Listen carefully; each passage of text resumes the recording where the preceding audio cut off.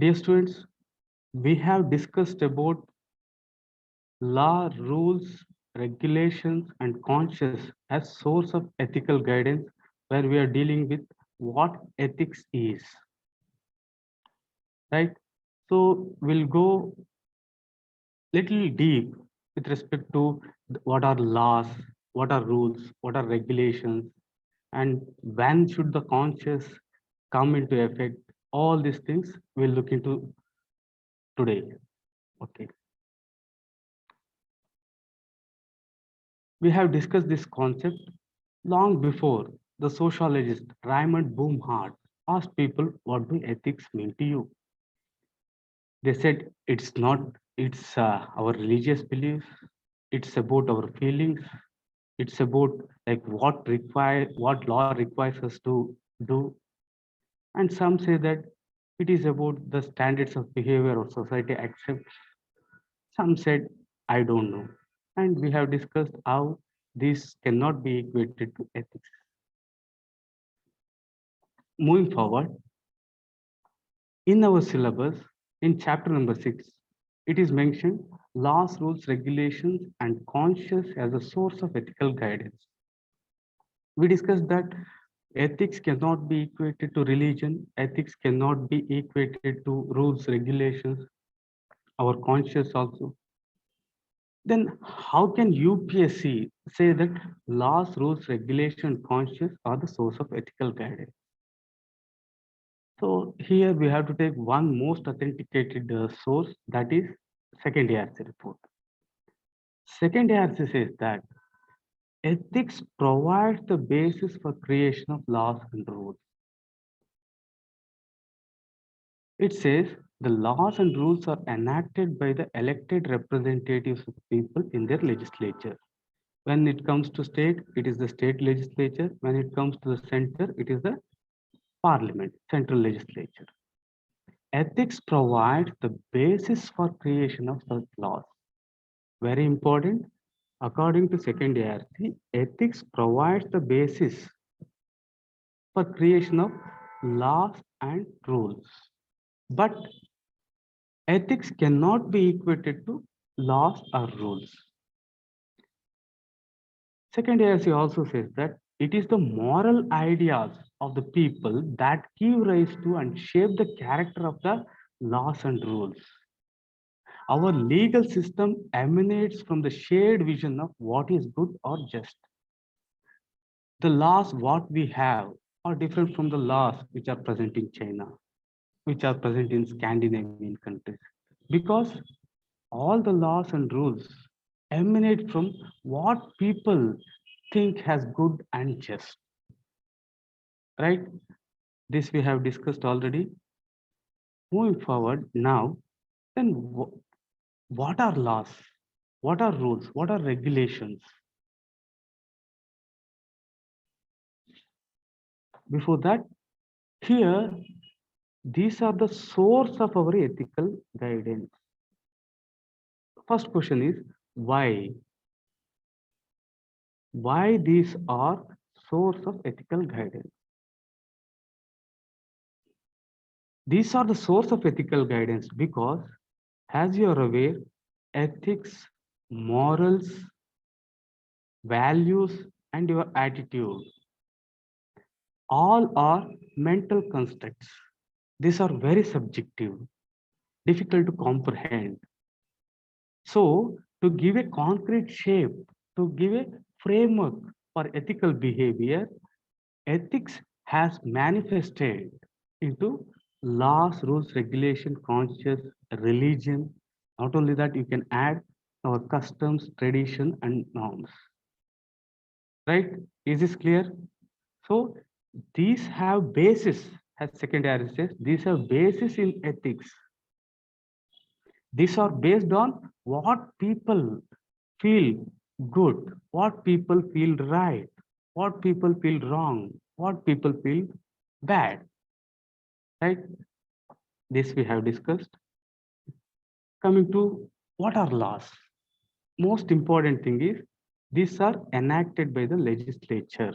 Legislature is one who makes policies, who makes laws, who makes acts.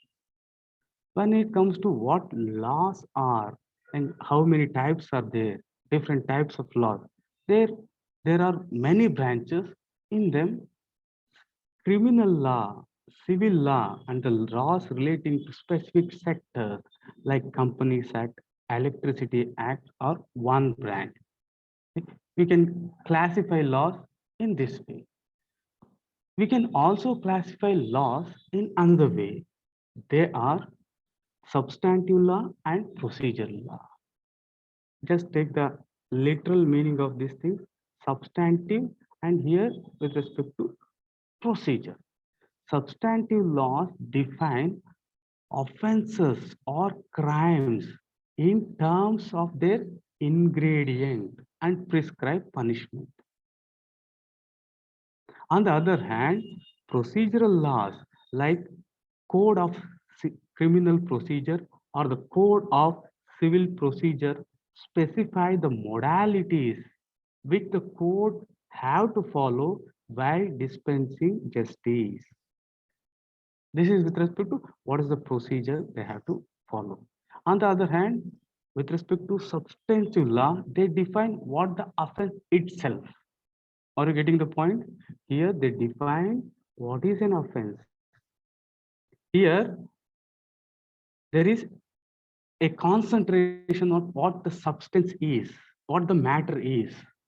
On the other hand, it's in fact logical next step with respect to the procedures. If there is any offense created, then what should be the procedure? What should be the basis to punish them? Right?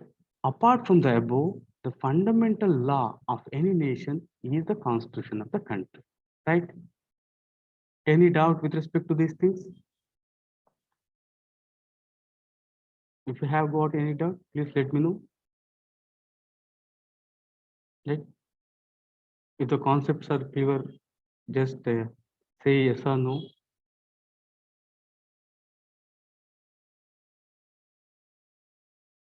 Okay. Okay, I'll explain this again. Okay. Laws can be divided or laws can be grouped in different ways.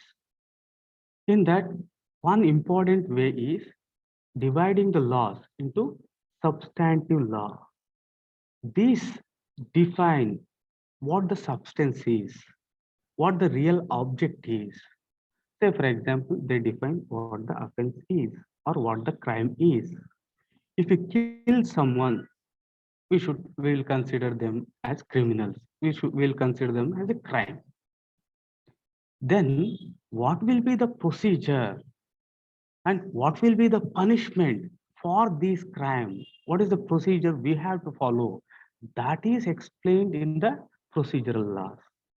Example for procedural laws are like Code of Criminal Procedure or Code of Civil Proceedings, which specify the modalities.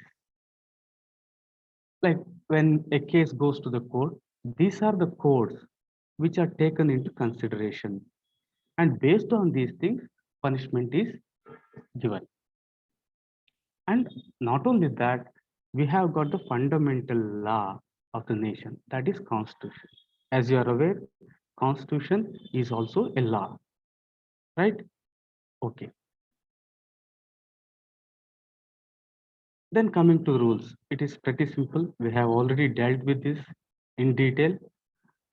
So laws are made. These laws are made in a broad sense. To implement these things, in these laws itself, they give the power of rule making to the executive. But in ethics, generally, you can use rules and regulations as same. But in law, they are different. Today, in fact, we'll discuss in depth with respect to what regulations are, because with respect to these concepts, material is not readily available to you. Every law consists of provisions for making necessary rules for its implementation. Say, for example, Environment Act. To implement this, we'll make environment rules. These rules are made by executive. The rule making powers are with the government's executive branch. Rules cannot go beyond the law and are subjected to ratification by the law. Right? These are pretty simple things. Hope these are clear to you. Right? Moving forward, regulations. This is a very, very important concept. Regulations are nothing but delegated legislation.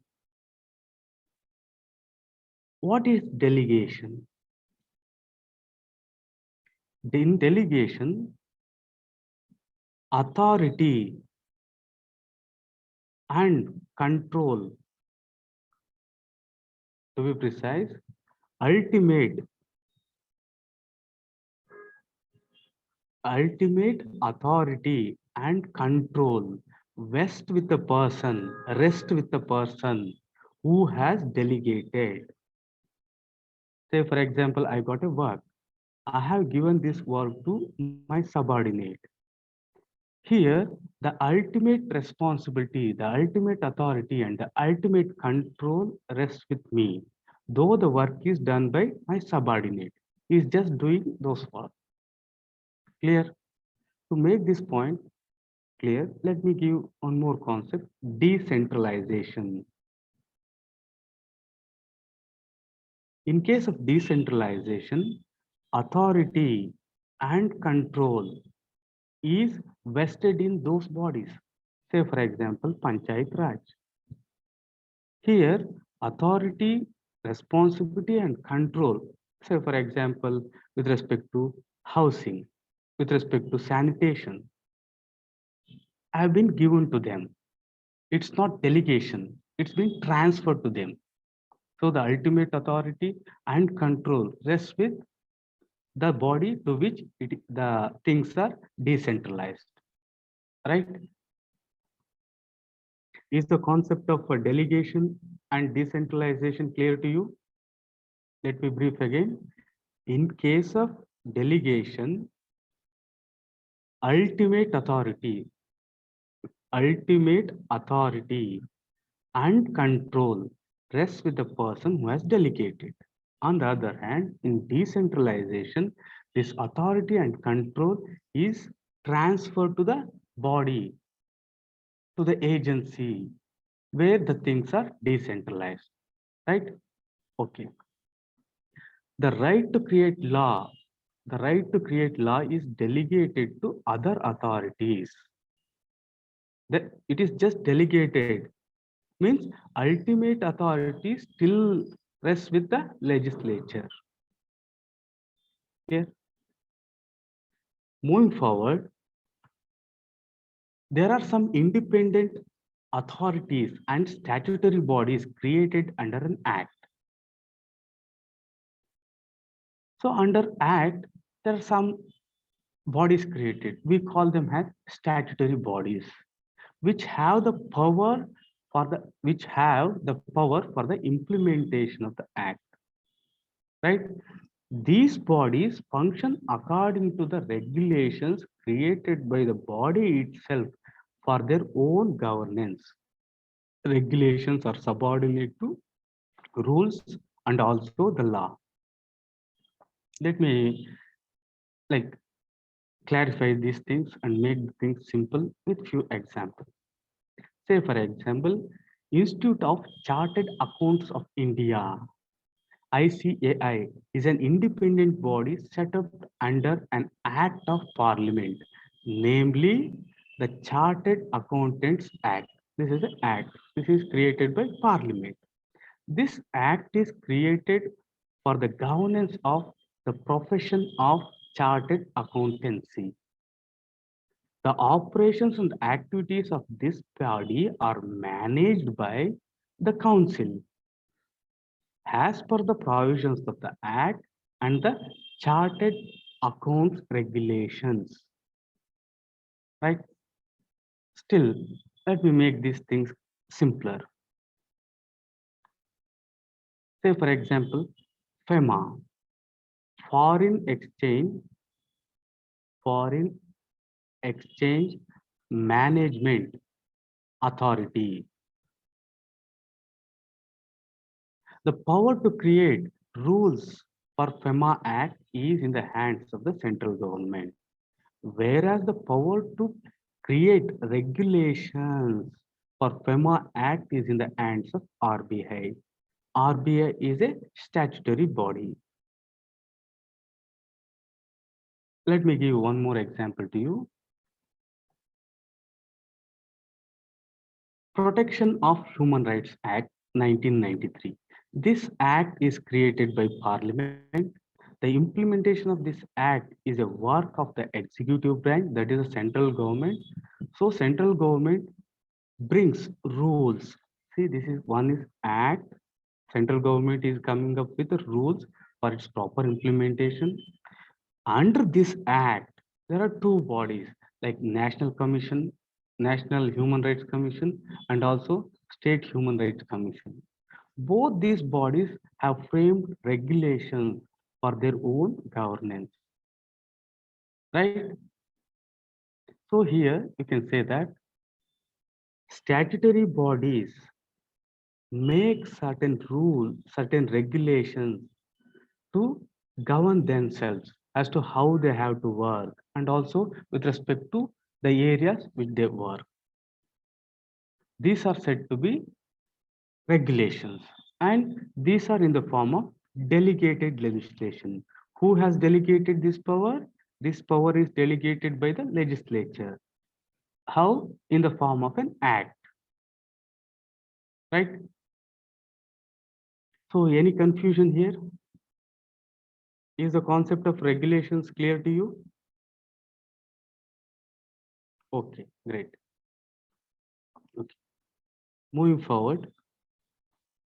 Now, similarly, there are some statutory bodies also which have their own regulations such as SEBI, RBI, IRDA, Insurance Regulatory and Development Authority, CCI, Competition Commission of India. So these bodies also make regulations, right? Okay. Now, coming to the one of the important topic, conscience. What is conscience? Conscience, the part of you that judges how moral your own actions are. So it's not someone, it's you who judges like on the things you do, whether they are moral, whether they are ethical. Moral is equal to ethics. Until and unless they ask you to differentiate, you can take these two things synonymously and use interchangeably, right? And make you feel guilty about bad things that you have done or the things you feel responsible for. Right? Still, one more clear cut definition I would like to take. This is the one. The sense or the conscience of the moral goodness or the blameworthiness of one's own conduct, intention, or character. Here, you are judging yourself. The sense of ethical goodness, the sense of ethical badness or blameworthiness of one's own conduct, intention, character, behavior. This very important, along with a feeling of obligation to do right or to be good. Here, if you have the feeling of obligation to do something wrong or something bad, then it is not called as your conscience. I have a guilty conscience. Why? Why we will have a guilty conscience? Because according to you, not according to any law, not according to any ethical standard, according to you, you feel that you have done something wrong, right? This is known as conscience.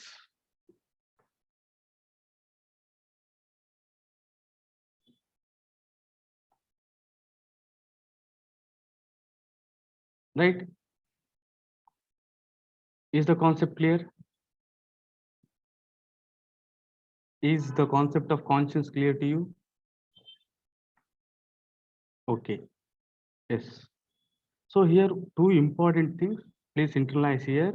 One thing is you are deciding what is good, what is bad. At the same time, you feel bad when you violate the things of, when you violate the things which you feel that should be done. Say, for example, if you are doing bad, you feel bad, right? This is called conscience. Then next is like when to apply. Say, when you are a civil servant, then what is the preference? What is the preference? First of all, you have to follow the law. Then comes your rules, then regulations. Then again, when do conscience play an important role? When a rule is explicitly mentioned, when a law is explicitly mentioned, you just have to follow them, right? Conscience comes into effect majorly. Number one when there is ambiguity, when there is ambiguity or confusion or no clarity with respect to the rules regulations. The second one, when there is no law, when there is no law, because all rules and regulations cannot be there for all circumstances. Our behaviors as a civil servant cannot be ruled by rules, regulations, all times. So here comes your discretion. When you are exercising your discretion, you have to heed to the conscience, right? So one more point here. These are external. This is internal. Very important. These are external source of ethical guidance. This is internal source of ethical guidance, right? Clear? Any doubt with respect to this, right? Okay, we'll move forward.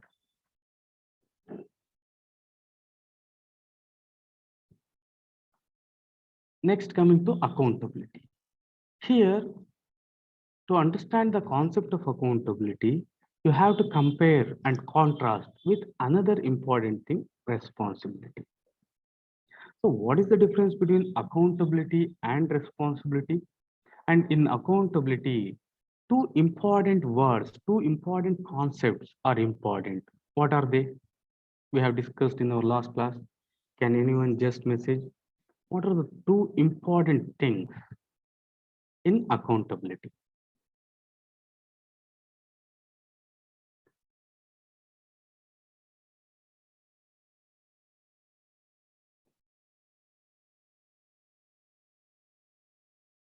Can anyone message those two important words which define what accountability is? Okay.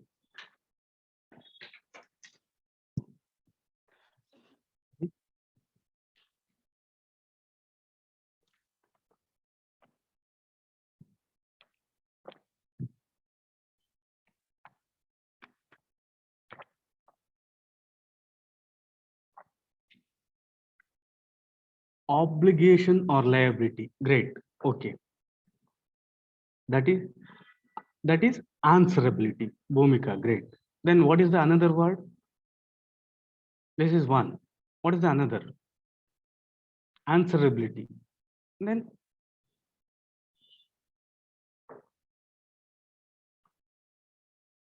okay, great. Good. Like Bhumika madam is correct. She has given the correct answer. So here in accountability, we have two things, that is answerability. You are accountable to a thing only when you are answerable. And when the things are enforced, right? Just you internalize these two words, we'll elaborate these two. Then how is accountability different from responsibility? Responsibility, the things here. Responsibility is self-imposed. On the other hand, accountability is imposed by the external.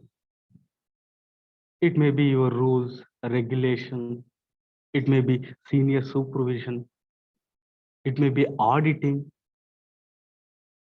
right? Responsibility is based on values.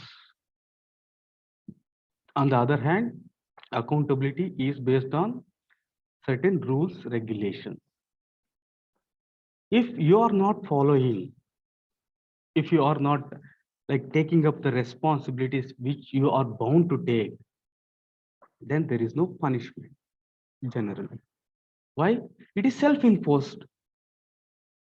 The only punishment that can happen when you are not taking up the responsibilities which you are supposed to take is feeling guilty conscious. Only the conscience is the check here. Only conscience will enforce your responsibility. Let me give you an example. All parents have the responsibility to look after their children, but some parents won't look after, right? Is there any punishment for not looking after them? No. Parents look after their children. How they look after, what is their responsibility of the children depends upon the self-concept. And it is based on the value system which is prevalent. And it is subjective. There are some societies where parents take much care of their children. In some societies, they won't take much care of the children, right? Because these are very subjective, which are related to individual, which are based on value system, right? Is this clear? The difference between responsibility and accountability, nothing more than this, right? Okay. Moving forward, accountability means obligation or liability to give account of.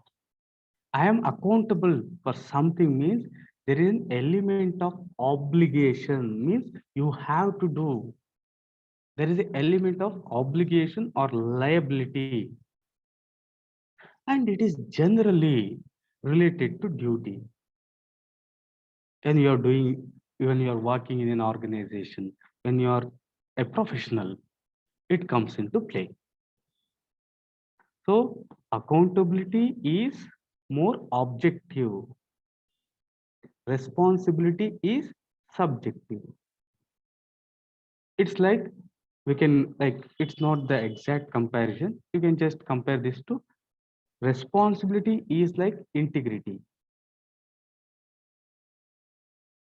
When integrity is proved, it becomes probity. Like that, in accountability, there is an element of objectivity. So we can compare this to probity.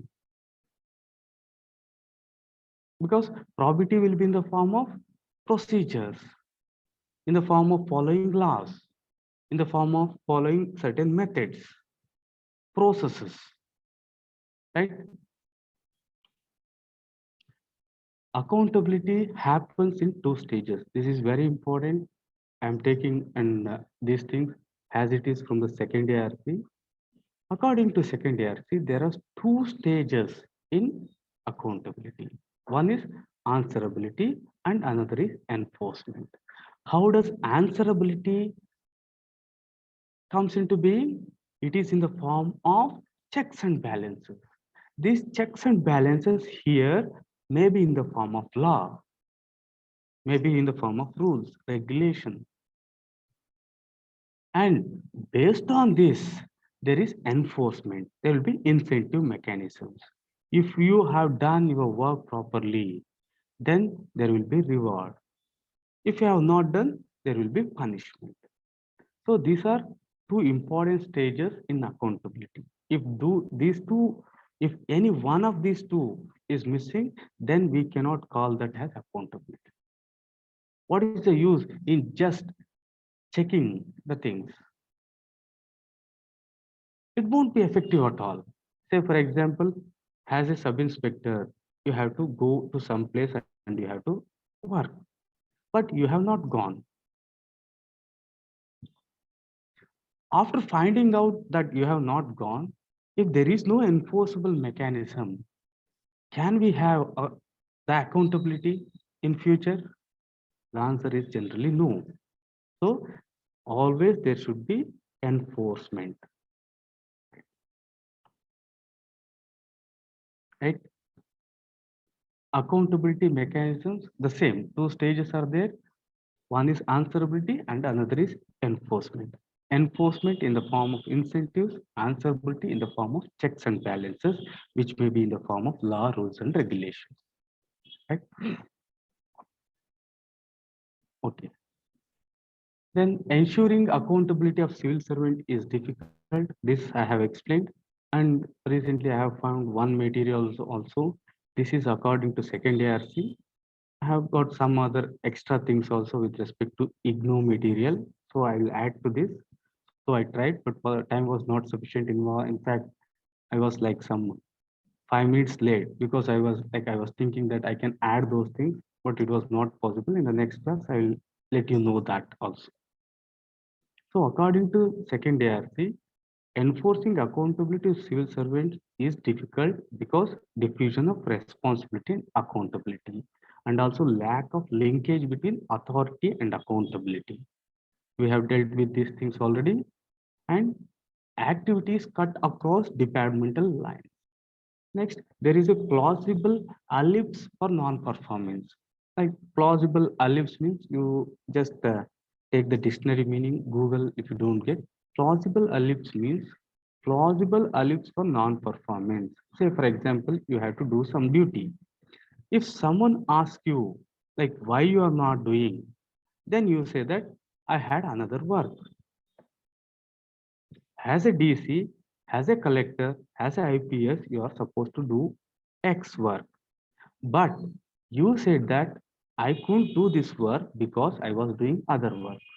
This term is used majorly in legal terms where the classical example is, say for example, there is a murder. There is a murder in Bangalore. And you are the culprit. You are the accused. But instead of going to all the details, all the procedures, all the things, you just say that I was not in Bangalore, I was there in Delhi.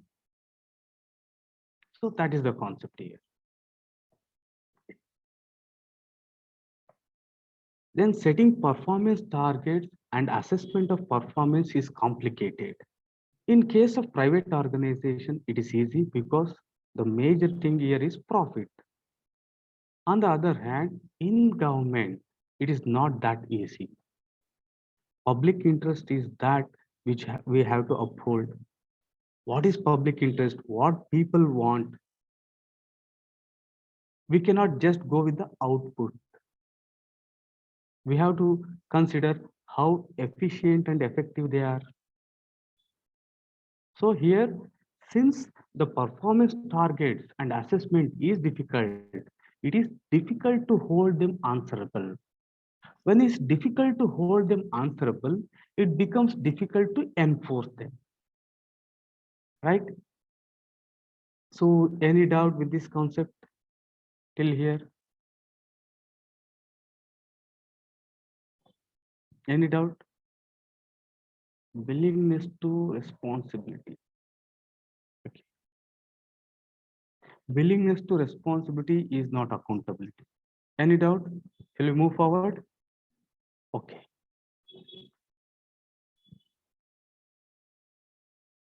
accountability mechanism. Here,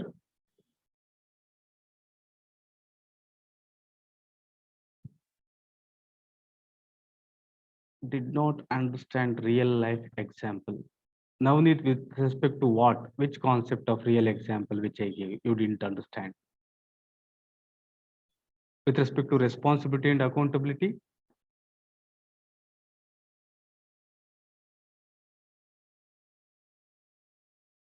Okay.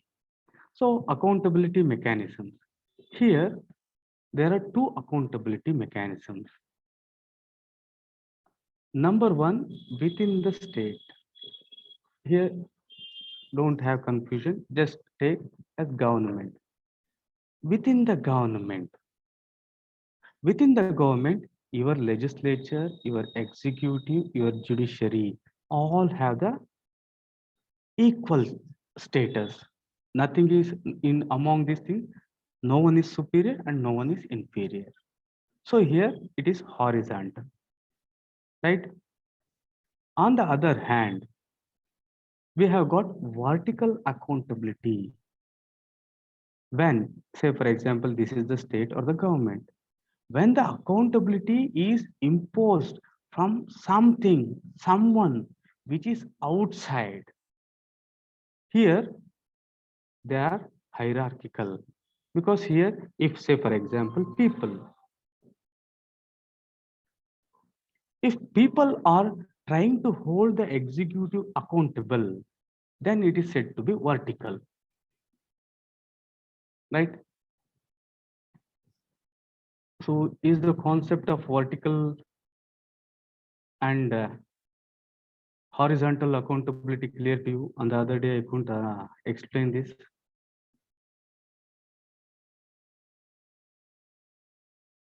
Is the concept clear? Okay. I think Kavita madam asked. Okay. I think, okay. I will explain this once again in nutshell. So don't just get carried away. Just take the words. When the accountability mechanisms are within the state, within the government. So government consists of your executive, legislature, and judiciary. When these are enforcing accountability, we say that that is horizontal. On the other hand, on state, if someone outside the state, say for example, people, media, when they are enforcing accountability, then it is said to be vertical, right? Among these, external means outside the executive. Here we are taking executive as the focal point because it is the executive who execute the things. So he is the one who has to be held responsible. On the other hand, your legislature just makes laws. Here you are checking whether these laws are properly implemented or not. That is, you are holding someone accountable for the responsibility you have given. Right? Internal means within the executive. Within the executive, some elements, something, somebody, they enforce accountability on others. Say, for example, there is a constable. Who enforces accountability? It is a superior, that is sub-inspector.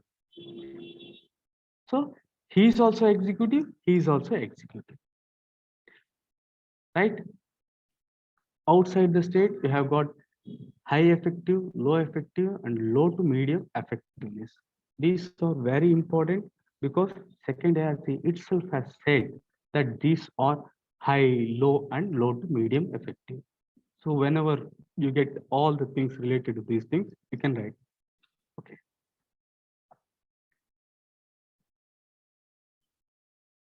Moving forward, within the state means horizontal. In that external, outside the executive. In horizontal, we have two. One is external outside executive, and internal executive himself. Parliament. Don't you think Parliament is outside the executive? When Parliament, Judiciary, Lokayukta, CAG, Controller and Auditor General, CVC, it is the apex organization to maintain integrity in civil service. This is very important. So civil service for all civil service, for all public services, it is the CVC who is at the apex to enforce the integrity, ethical standards. So these are outside the executive.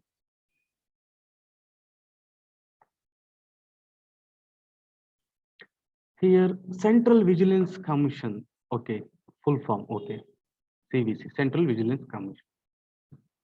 Next, internal, within the executive, superiors also enforce accountability. How? Reward and punishment. You reward if your subordinate is doing good, you punish. By this accountability is enforced, and disciplinary procedures are there. Then performance managed system. All these things will be in the hands of superior, right? Similarly, you have got CBI, police, vigilance, internal audit, grievance redressal mechanism. Means grievance redressal means if you have got any problem, solving them, redressing them, that is known as grievance redressal mechanism. Right? These are within the executive, means all these things are done by executive itself. Next, outside the state, vertical. Here, highly effective elections. Elections are very, very effective. What will happen if people don't like? They will change the government. So it's one of the biggest form. Then Right to Information Act. It's very, very powerful and it's all encompassing. So when they ask anything about Right to Information Act, first line should be, these are the highly effective mechanisms to enforce accountability. We have got right to information. Next, so what is the utility, importance of right to information? It enforces accountability and it is highly effective. Then next, low effectiveness. Here, citizens oversight committees means group of citizens are formed and they will be looking after and the implementation of some project or any other thing. Or civil society or watchdog bodies means group of people, like in general these are outside among the public. And media, so in media often the things are things are shown as to how the people in the power are misusing. Even then, to a greater extent, they are not that effective as your RTI. Next is low to medium service delivery, service delivery surveys. Like this is a survey as to how the services are delivered. That is one. And citizens charter. Citizens charter we'll discuss in depth. Till then, citizen charter is commitment. What is a citizen charter? It is a commitment by those who are providing the services, that they will maintain certain standards. They will maintain certain standards in providing services. Next, if these standards are not followed, not fulfilled, there is a redressal mechanism, right? There is a redressal mechanism, right? Okay, a message has come. The right to protest peacefully comes under this. No.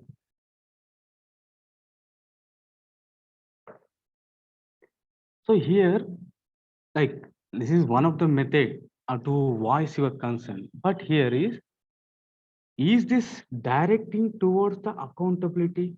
Is this making the executive accountable?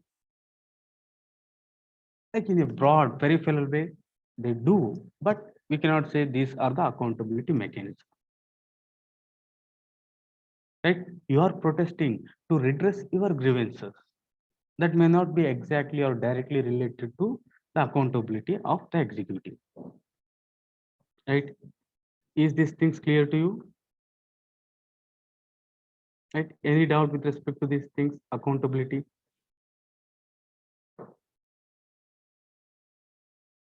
So here one more thing in your syllabus, accountability and ethical governance they are given. Ethical governance. So I'll discuss this in depth later. This is a very important one. So as of now, I'll give the gist only. Here, if the accountability mechanisms are effective, accountability mechanisms is effective if the executive self is self accountable, then there is very like, in fact, to a greater extent, if there is full self accountability, then there is no need of checking, then there is no need of enforcement. When the civil servant is accountable for his action, this leads to ethical governance. Okay, don't worry about this concept. If accountable if accountability of the civil servant decreases, then there cannot be ethics in governance, or ethics in governance is sacrificed. Okay, we'll discuss these things later. So apart from this concept, because this is very in-depth, I'll explain that later. Any other doubt with respect to accountability? Okay, we'll move forward.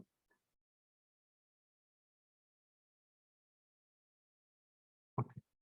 Importance of accountability to good governance. One of the most important thing, all the things which are given by second ARC as a foundational values, if they come in the exam, say for example, objectivity, dedication to civil service, and empathy for weaker sections of society, integrity. One of the first point and important point you have to mention is these are the foundational values. According to second ARC, you can just mention according to second ARC, these are the foundation values, since they represent public expectation from a civil servant. That should be the first one. Afterwards, performing to their full extent, if accountability is good, then providing value for their money, instilling confidence in the government. People will have confidence if the civil servants are accountable, and being responsive to the committee, they are committed to serve. These things we have already dealt with, right? Okay, and this slide is important. How to make administration more accountable and effective? According to second ARC, administration must become more accountable and effective. So what is the difference between efficient and effective? Efficient and effective. Can anyone say what is the difference between efficient and effective? Okay, let me explain this. So this is like a very standard example. Say for example, there is a company. There is a company. Here you have got a training program. A training program. After the end of this training program, the people who are present in this training, they scored good. Means they kept up to their expectation of what this training intended to do. Okay, means to say that if, say for example, if there is a training to make people speak English better, If the people are able to speak better after training, then we can say that that is efficient. Then the next part is speaking better. Has this increased the production and productivity of this company? If the answer is yes, then this is effective, right? So the training is efficient and also effective when it is increasing production and productivity. If there may be chance when the training is efficient, you made the people speak better, but the people who now can speak better are not making this organization more productive, and there is no increase in output, things like that. Then we say that the training was not efficient, right? Okay, I'll provide the complete lineage for effective and efficient. Don't worry. Then coming to this point, second axis is that we can make administration more effective and also more accountable when we fuse, when we link authority with accountability. In most of the government cases, authority and accountability are not related. Say, for example, there is a police firing. In that, 5 people have died. So, who is the person accountable for that? As you might have seen, it is the police, maybe an IPS officer. But who is having the authority? Who is having the power to give firing orders? It is the IAS officer, right? So here authority rests with one person, but accountability rests with another person, right? So this has to be fused and there should be some linkage. Similar concept next also. Well, compliance with the processes is important to ensure objectivity and fairness. Compliance with the processes, procedures, rules, regulations is important to ensure objectivity and fairness. The processes themselves need to be simplified. If the processes are not simplified, we cannot hold the people accountable easily. They have to be very simple, right? So first is linking and fusing authority with accountability. Next, simplifying the procedure, simplifying the processes. In the same line, there is a need to redesign our delivery mechanism. Second, I feel that the way in which the public services are delivered are not correct or not up to the mark in an innovative manner based on past experiences and best practices and deploy nation's finest talent for this purpose. No, this is one of the drawbacks or limitations of our system. Here, what happens is we are not replicating the best practices. Say, for example, when I was in Hyderabad, so I came across one good thing there. So there used to be one place which was demarcated by the authorities present there, where all the people can keep anything which they don't want. Say, for example, clothes, say, for example, book, say, for example, a chair. You just go and keep them in that place. If you're not like, there are many things, there will be many things, in fact, in all houses, like where you're not feeling like throwing them, and also you're not like, it is not feasible to keep them in home also. Say, for example, our old fashioned sofas. So you don't want to throw. So what you can do, you just can keep them here. Say, for example, there is a college student who or any civil service aspirant is in need of a chair. A chair is present, you will take. So these are some of the best practices which can be implemented in all the areas. So according to second ARC, these things have to be done to make administration more accountable and effective, right? So these are the things with respect to accountability. Second ARC recommendation, you know that there should be system of two reviews. One is 14 years intimating strength and shortcoming. Here you are just intimating. In the second review, that is at 20 years, assess the fitness for further continuation. If you are not fit, your work, your job will be terminated. And it says that in all future recruitment, in all future IAS, IPS, all these recruitments, the employment, the appointment should be only for 20 years, not till they attain 58 or 60 years. So these are the recommendations. If government accepts, then all you civil servants will be having only 20 years tenure, right? So this is about accountability. Then the next topic is ethical issues in international relations. Then first we have to define what are international relations. International relations refers to interaction of the countries with other countries. Interaction of the countries with other countries in strategic, in economic, political, socio-cultural, and other spheres. Here, most of the students will have clarity with respect to the economic sphere. It is related to money. The social sphere, it is related to society. What is this political? So has, you know, polity. What is the meaning of polity? Polity is the short form of political system. What does the political system deal with?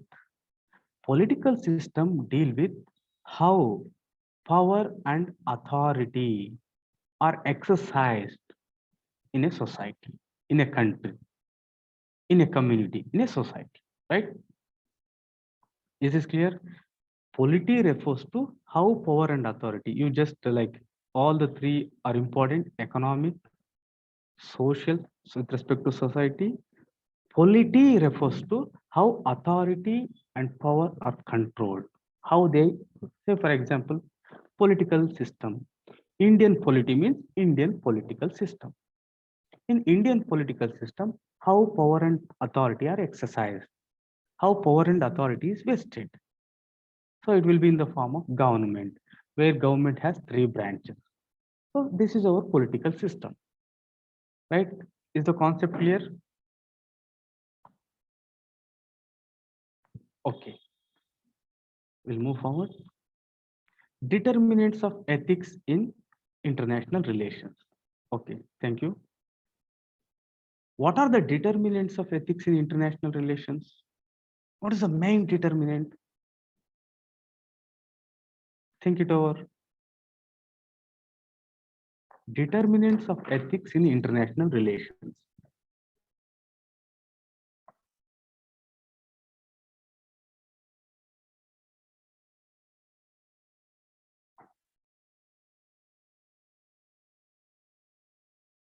Okay, like we'll, okay, one answer has come.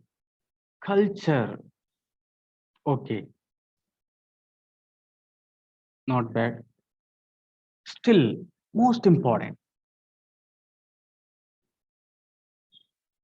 Okay, we'll take a break. Now the time is like 8:06. We'll reassemble by 8:16. Right? Until then, you just think what determine ethics at the international level. Right? We'll take a break for 10 minutes.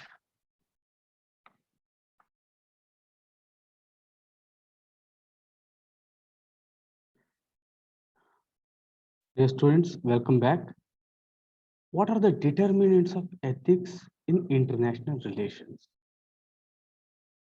In this case, first and foremost is humanity.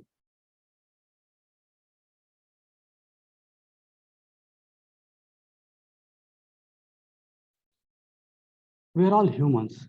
Don't you feel humanity is one important criteria which you have to take into consideration? From the concept of humanity emerges another concept, human rights. What are human rights? I have given a very simple definition. What are human rights? Human rights are those rights which all humans have just because they are born as humans, just because they are born as human beings. Here, two important things which you should not miss. That is, human rights are number one, equal,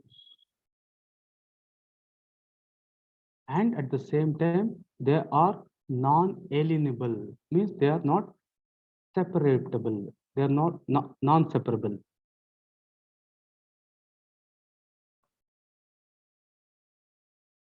right? So these all humans, just if it is born, in fact, all they go one step forward. They say that the day a zygote is formed. What is zygote? Zygote is the union of two gametes, male and female gamete. That two-celled thing, they feel that that itself has life, and also it in that sense, even the child in the womb of the mother, say for example, it may be a 3 months baby, it has also got some rights. It says that one side of the view, we will discuss this. One side of view, it says that even the mother who is taking care of everything with respect to the baby doesn't have the right for aborting because it has got some right. It has got the right to live. All the humans have the right to live, and this is equal and this cannot be separated, right? So humanity is the first one. The second one is with respect to universal values. Universal values or core values.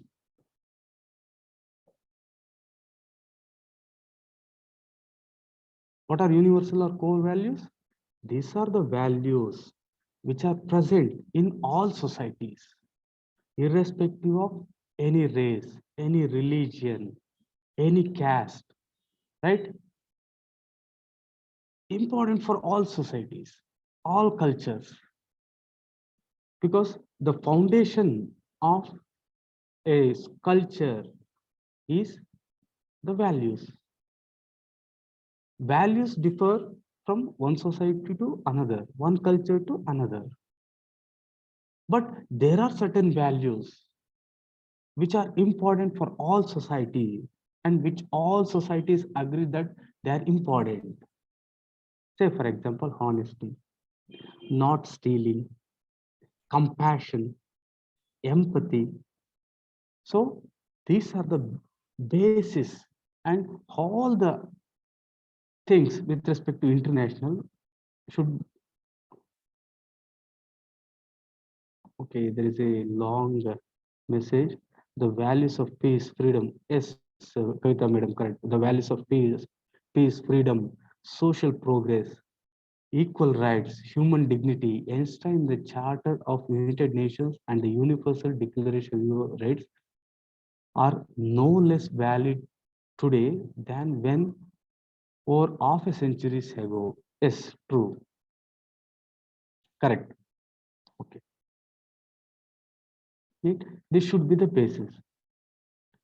These are the determinants of ethics in international relations in a broader sense, and this is the crux. So now let us go into the finer details as given in many books. One is national interest. The interest of a nation should not be sacrificed. Next, interest of humanity in general should not be sacrificed. Next, non-interference into the sovereignty of other nations.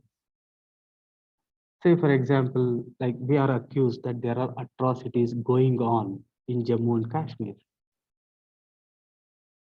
We are accused that in India there is persecution of minorities. Then why are other countries not coming in these matters? Say, for example, China, Uyghur Muslims. We say that there is violation of human rights there. One of the main reason why we are not going into those areas is it is the interference into the sovereignty, the internal matters of a nation.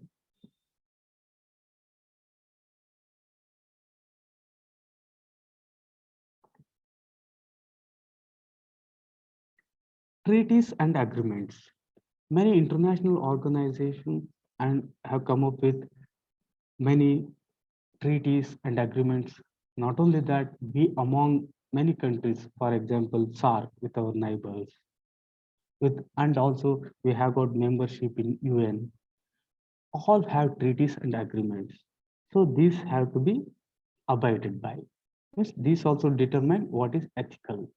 If you are like not following those treaties and agreements, then it is said to be unethical. Then interest of friendly nations. These are in general the determinants of ethics in international relations. These things are not all exclusive. You can add your own points, right?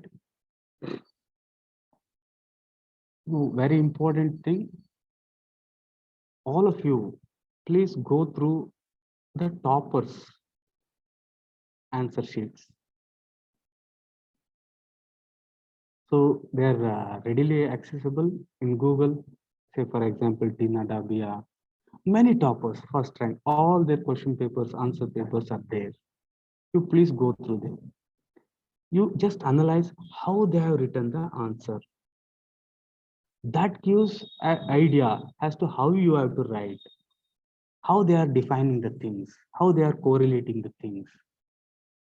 In fact, what I have found from the toppers answer is they are not writing the definitions as it is, but they are writing the crux.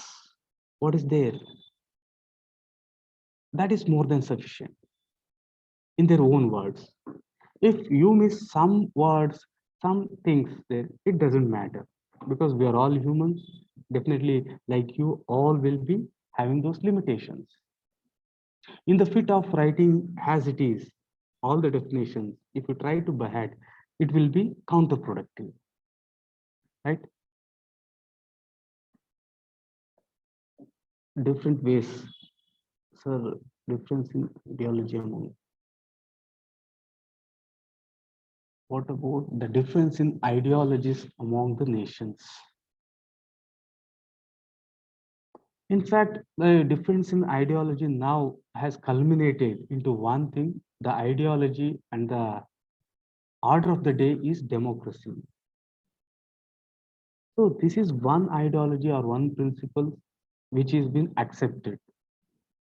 In fact, most of the countries try to make themselves as democratic as possible. Okay, it was the answer to your question. Okay, humanity. I have explained this. Then coming to two important things, the ethical issues, they all revolve around these two things. One is international organization and another is management of global commons.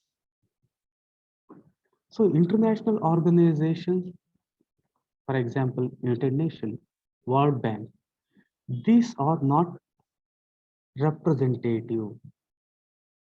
Means these are not having democratic structure.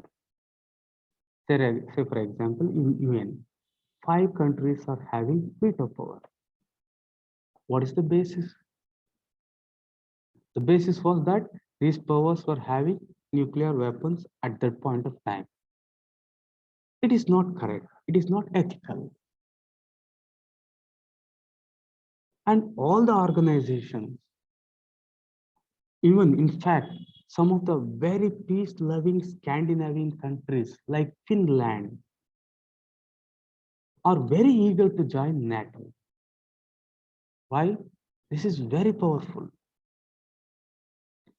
In the recent war between Russia and Ukraine, Russia got setback. The major reason is Ukraine has in fact amended the constitution to see that it aligns with the things will align with the principles of NATO and also European Union. Because of that, Ukraine is a member of NATO. That is the reason it was able to resist the Russian invasion.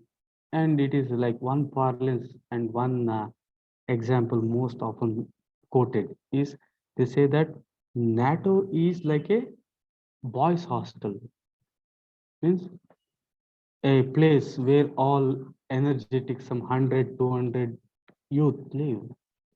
Here, what is the thing? Say, for example, think that this is the boys' hostel, means this is the NATO. Here, a member country, if they invade some other country or if they do something, NATO won't care. Okay, they'll say, okay, do, we'll see those things later. On the other hand, if someone invades, they all come together and they will beat up. This is what happens even in the boys' hostel. Say a boy from boys' hostel goes out and beats someone, then what is the best way? If he has beaten and the other person has suffered, okay, the people in the boys' hostel in fact appreciate, okay, you are a like hero, brave, something like that. What if someone beats an individual, a boy of this hostel? Then the whole hostel comes to his rescue. So it may not be the correct balance, but somehow it is said that it is equated to very powerful thing. NATO is one of the most powerful thing now. In fact, they say that it is more powerful than the United Nations. So all the states, all the countries are eager to become members of NATO, right? So here, with respect to international relations, international organization, the representation is not correct, right? That is one ethical concern. And coming to the management of global commons, what are global commons? Global commons are the resources or the areas that are outside the political reach of any one nation state. Means political reach means where they don't exercise authority and power. These are out of the nation political sphere. International law identify four global commons, namely, these global commons are important and these are pretty easy to remember. High seas, Antarctica, outer space, and atmosphere. In that, specifically climate change and greenhouse effect. Let us see in brief about these things. High seas, what are these? Open ocean, not part of the territorial waters of any country. Right? High seas refers to those open seas which are not part of or which doesn't come into the political jurisdiction of any country. All parts of the mass of salt water surrounding the globe that are not part of the territorial sea or the internal waters of the state are said to be high seas. These high seas are ruled by United Nations Convention on the Law of Sea. Then the question is claiming sovereignty over high seas is ethically correct? No. Why? If one state has the sovereignty, then the principle of then the principle of global commons is compromised because that will be under its control. Say, for example, shipping. That's what happening in South China. China, on historical reason, is claiming vast area, 7 dash, 9 dash lines, all these things. In fact, it is using such tactics that you just cannot imagine. Say, for example, this is South China Sea. Think that there is a small land. Think that it is 10 into 10 feet. By bringing huge ships, lot of material in these ships, they are converting this thing into artificial island. See, who will stay in this 10 to 10 into 10 feet area. So it will be vacant. Nobody will be there, abundant. But these Chinese people are going and making this area huge. So they say that so somehow by other means they somehow put the humans also, and they claim that this is our area. From then they want to calculate the territorial waters, 200 nautical miles. So these are some of the unethical things happening. Right? Moving forward, Antarctica. Antarctica is on the southern part, lower part. In the Arctic Circle and the surrounded by the Southern Ocean. Almost here 98% of continent is covered by ice of 1 mile thickness, around 1.5 kilometers. Like you just can imagine 1.5 kilometer depth you have to go to just see the surface of the earth. So till recently it was not explored, and also the technology was not present. Now somehow the technology is present. Most of the institution, most of the countries have research stations there. They are going and spoiling the environment there. And in fact, even some say that there is, to a certain extent, even some countries are trying to exploit the resources which are present there. So which is unethical because they are global commons. And outer space, here outer space is also a global common thing. In outer space, there's a competition, in fact. Now the space, all the arenas are becoming commercial due to technology. It is very, very easy to move the spaceships. There is a congestion in the outer space, risking the collision of the satellites. And also this may lead to space war. Say, for example, this is Earth. You have got satellite here. What if you keep your weapons here? It's very, very easy.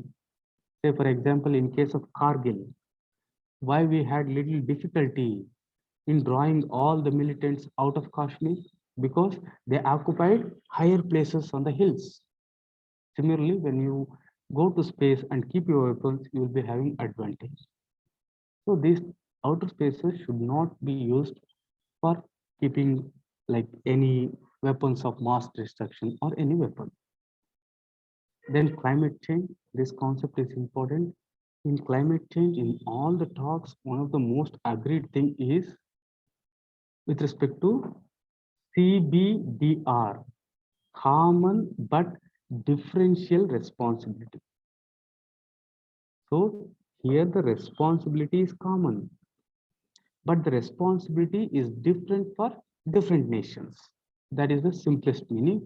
And in exam, you have to write in a simpler words, in your own words. So what is this common and differential responsibility?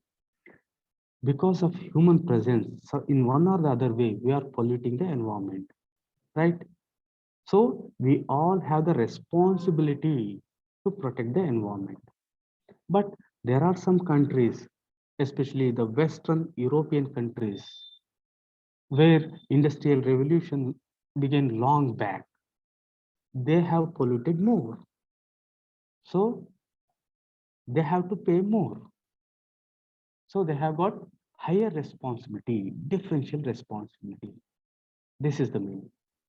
Is the concept of common but differential responsibility clear to you? Clear? Okay. Okay. Okay. Thank you. Moving forward, there is another important aspect, that is technology transfer.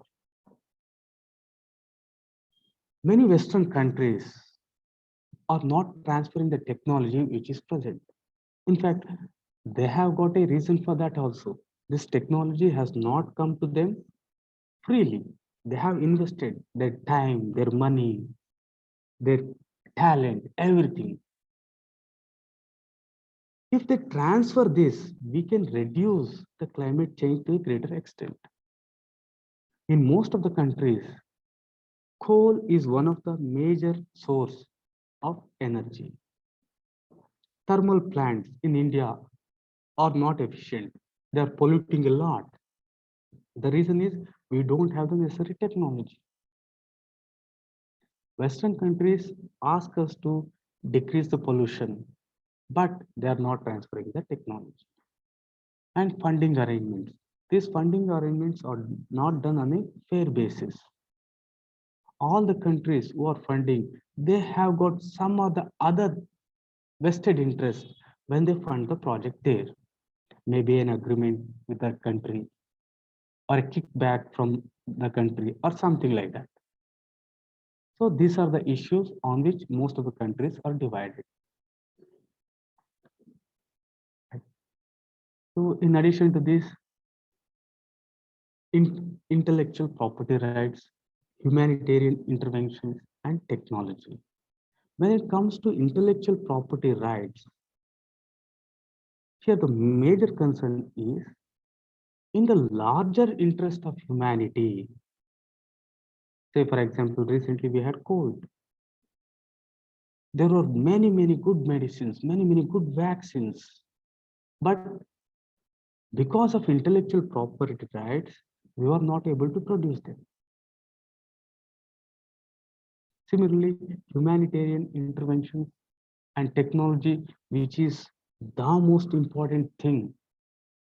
Let's have a brief idea on these things one by one. First, with respect to humanitarian interventions. In any humanitarian intervention, national interest should not be sacrificed, and interests of humanity in general should be kept in mind, and there should not be any interference in the sovereignty of other nations. These are some of the examples where humanitarian intervention has happened, where the country which is interfering, in fact, has bypassed all these criteria. National interest of the country are not taken care. Say, for example, in Afghanistan, they have intervened into the sovereignty of those nations. The other thing is different. When it comes to as a concept, right? Yes, you can take another example also as given by one of your friend, globalization. In globalization, there is a big drawback, especially when it comes to free trade. Here, as of now, we have got free movements of goods only, not the services, not the people. So, in the global trade, not only the goods, the services and also people should be allowed to move freely.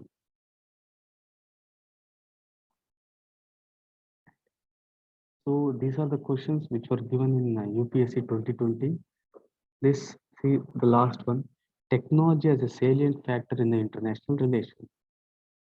So before that, you just go through these questions. Like afterwards, I'll be giving the slides. See, in all these are in one or other way, they are related to ethics. As I've already told you, you have to read essay. In GS1, the society. In GS2, social justice and governance. In GS4, the whole ethics and interview together. These all are very interconnected. So it generally happens that, say, if there is a class on history, most of the students will attend. It's general. Like on the other day, one of our faculty was saying when he was a student, like he was there in Vajiram. The teacher was very famous. The strength was around 200, but to the class only around like 40 appeared. So they think that ethics can be easily done with. In fact, it's not true. Reading 6th standard NCRT, reading 10th standard NCRT, is it difficult? Is there any guidance needed for these things? A 10th standard student is supposed to understand these things. These are logically prepared. These are based on research. In fact, there is no need of guidance. In fact, this guidance and teaching, especially with respect to history and geography, will become counterproductive because they cannot cover the entire thing. You often hear students saying that not even single question came from what is taught because we cannot teach all these things. In fact, it is in ethics, in essay, and to certain extent with respect to governance, social justice, society, and economy. These are the areas where students need guidance because the things are pretty difficult there. On the other hand, history, geography, they won't because if you read once or twice, you can understand those things. Okay, we have got some message. Okay, right? Technology. Technology has a salient factor in international relations. See, direct question. If you have prepared this concept, then would have answered this thing. So one way to get good marks in ethics and also in essay is if you have prepared for that concept, if you have prepared for that questions well in advance, if they just appear in one or the other form, and if you write, the chances of you getting good marks are very high. Say, for example, in 2007 or 8, there was a question like SEZ is a boon or a bane? That was a question. So in that, then the marks for essay were 200. Out of 200, I got 130 for 200. If you convert that to like 250, it will be very high. It will be around like another 10-15 marks extra. Why I said is just like before going to exam, I read like one just 1 or 2 pages with respect to SEZ. So I was able to write here. So let me just explain how I read and how I got good marks. This is one of the highest marks I got. It was in the very beginning. After that, in fact, I didn't get even after like years of preparation. So what I meant to say, if you prepare for some topics well in advance, and if they appear, chances of you getting good marks are very high. Because this essay, when you are preparing, you are using all your thought, you are using all the resources, and you are conceptualizing the things. Okay, coming to like SEZ, how I wrote this essay. Yes, he said, like just since it came because of this technology and it flashed because of essay, I'll say the things which I remember. First, I defined what is special in special economic zone, why they are economical, and why it is called zone. They are special because certain privileges are given. See, if you think this as SEZ and this is your country, the rules and laws which apply outside the country are not directly applicable here. There may be some relaxation with respect to labor laws. There may be certain incentives. So it is special and it is economic also. Since all the resources government will be providing all the infrastructure, it's economical and it's a zone which is separate from the rest of the country. I just defined why it is called special, why is it called economic, why it is zone. The question was, is it a boon or a bane? Then I took like merits and demerits, and I concluded saying that liberalization, privatization, globalization is the order of the day.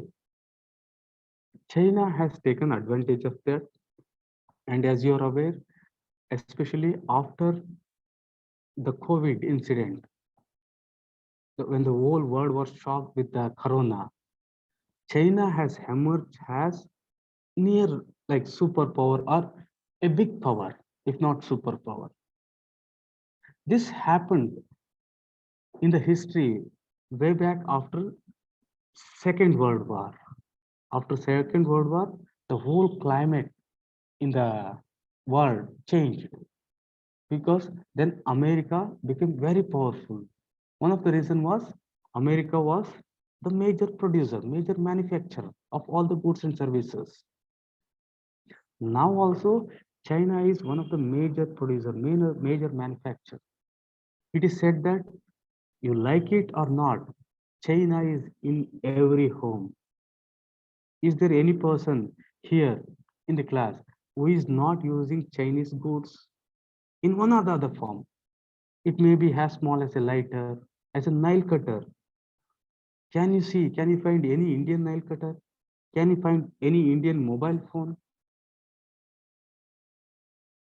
Chinese are ruling in production. Okay. So this is the way I wrote. And in fact, I got the highest. So what I say is, with respect to essay, we have to prepare for some topics based on the previous year question. Out of this, say you have got a lot of option here. In this, at least one or two, if you touch, you'll get very good marks, right? Coming mains exams also include pandemic situation type of case study questions are asking. Yes, yes, they will be asking. Okay, that was a message. Okay, let me erase this thing. So technology is one of the most important factors. Till recently, land, labor, capital, and entrepreneurship were said to be the factors of production. Now, another factor has included, that is technology.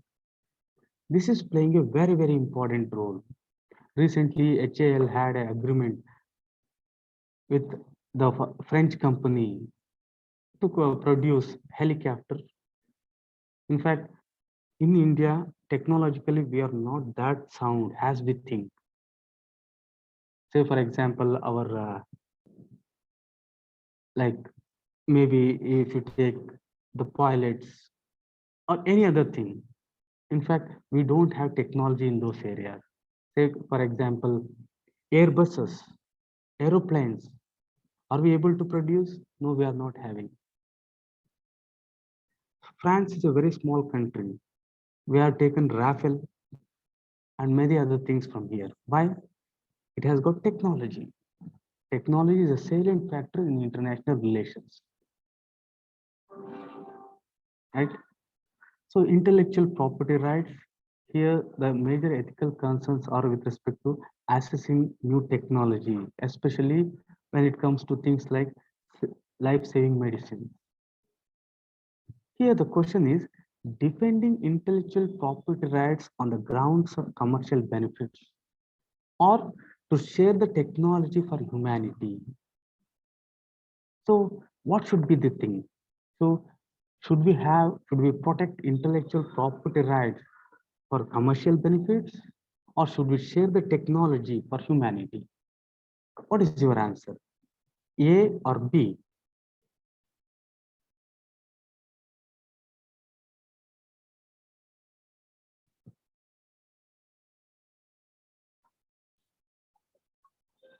What is your answer?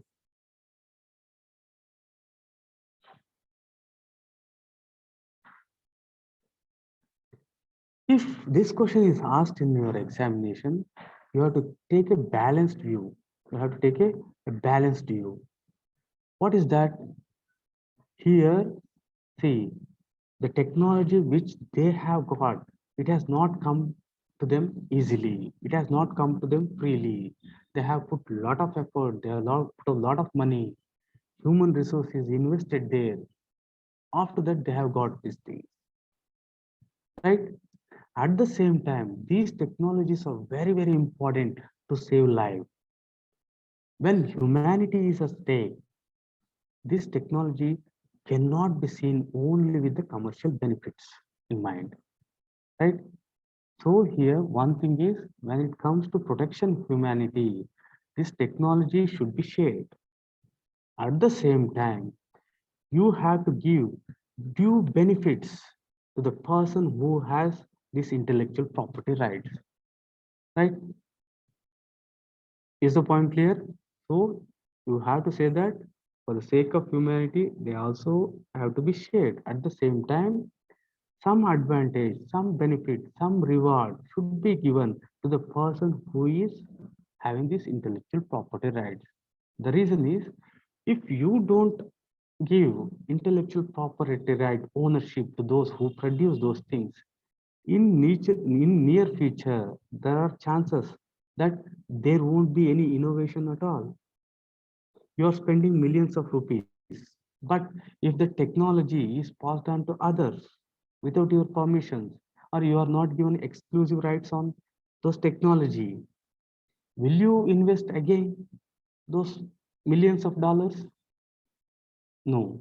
So the person who is having this also should benefit, and the humanity also should benefit. It should be a win-win game for both. Some messages. Okay.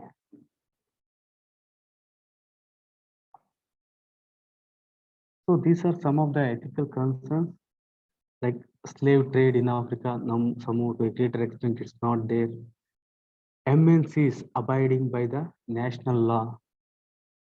In many cases, there are many practices which differ from the law which is present. Forcible ban to shut down the factories, saying that they are spoiling the environment, or forcing some others with respect to other plants, not only with respect to environment. Dam in the upper riparian, it's often happening. Say now China is saying that it wants to build a reservoir on Brahmaputra River. In fact, one of the reasons why China is not building is for its own good. Don't think that it is sympathetic towards India or any other things, because when you store a lot of water, lot of pressure is put on the ground. So anything can happen. Unintended consequences can happen. Spying and attack on the terrorist outfit. See here, when you are attacking on the terrorist outfit outside your nation, the sovereignty of that nation is compromised. Instead of that, dialogue will be the better method. See, when we strike others, somehow we say that there are terrorists, we have to strike. What if others also strike? Say, for example, tomorrow America strikes on India, saying that there is violation of human rights in uh, Jammu and Kashmir.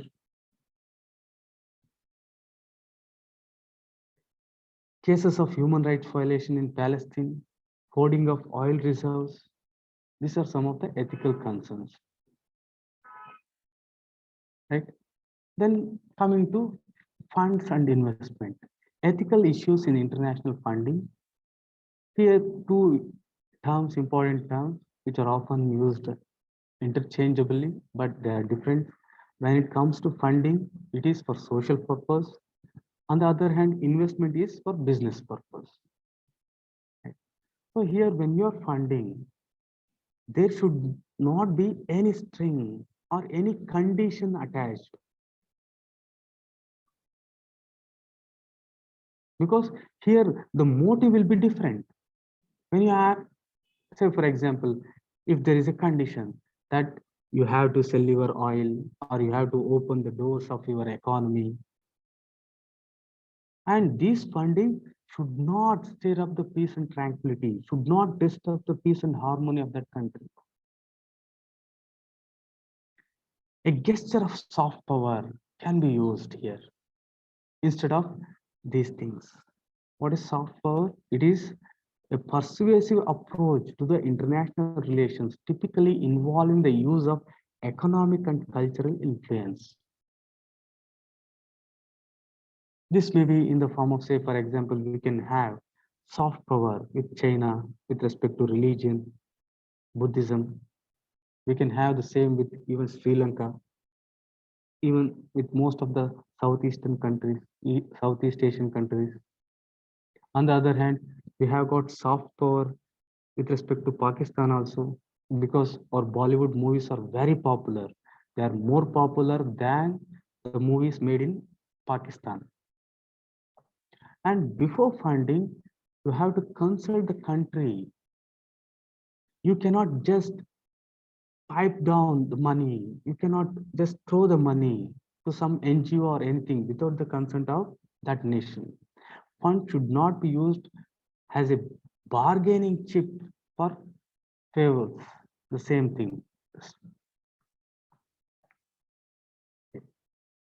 And with respect to the clinical trials, funding for clinical trials, this is a very, very important issue because most of the drugs which are manufactured by the West or the America have clinical trials in the developing countries in Asia or Africa. Carrying clinical trials in Western countries is very, very difficult. The rules and regulations are very stringent, and also the cost is very high. The chances of you getting into legal battle are very, very high. Say, for example, even a single person who has participated in these clinical trials, if he goes to courts, then the whole thing may take a long time. So here, most important thing is the consent of the participant is important. Here, till recently, the consent of the participant was not taken to a greater extent because in most of the developing countries, say for example, a tribal hamlet in Africa, they are not well educated. They don't know, in fact, what is happening just for some economic reasons or social reasons, or they may be lured by agents. But as of now, to a greater extent, at present, participant consent is taken. But one thing which is not taken into consideration is care for patients after the trial. They are trying a new drug. Some unintended consequences can happen. Say, for example, I am into a clinical trial. I may get some bad effects, ill effects after 1 year of the trial. I may get cancer because of this trial after 10 years. So these things are not addressed, and this has to be addressed.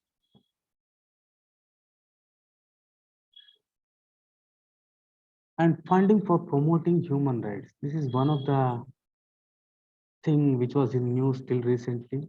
India government passed many rules and regulations with respect to foreign funding, especially for those organizations which say that they are fighting for the cause of human rights. Say, for example, there is a nuclear plant. If a nuclear plant comes in this place, definitely the people around will be affected to a greater extent in some or the other way, negatively. If these organizations, which are funded by other governments or other organizations which are externally funded, if they come in the way of setting up a power plant, nuclear plant, it will be determinant to, it will impede the progress of a country, right? So these kind of things has to be taken into consideration. Along with that, one more important thing is there should not be government funding to the INGOs, International Human Rights and Humanitarian Non-Governmental Organizations. They can raise funds from any other source, but government should not fund them directly, right? Okay, okay. So, dear students, this is it for today.